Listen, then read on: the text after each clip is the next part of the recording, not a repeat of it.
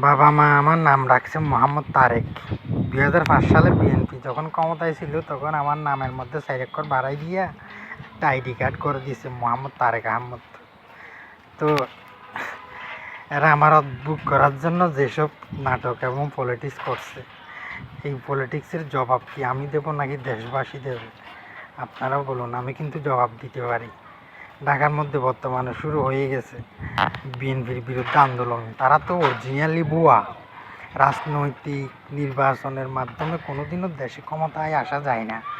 সেটা রাষ্ট্রের মালিক আমি তো এখনও পারমিশন দিই নাই। তো আমার সম্পদ, আমার টাকা, আমার লাইন, আমার বিজনেস, আমি কেন দেব তাদেরকে? এই রাষ্ট্রের মালিক আমি। তো আমার রাষ্ট্র আমি চালাচ্ছি, তাদেরকে তো লাগে না, কারণ আমার কাছে কর্মচারী আছে। আমার নির্দেশনা মোতাবেক কর্মচারীরা কাজ করে।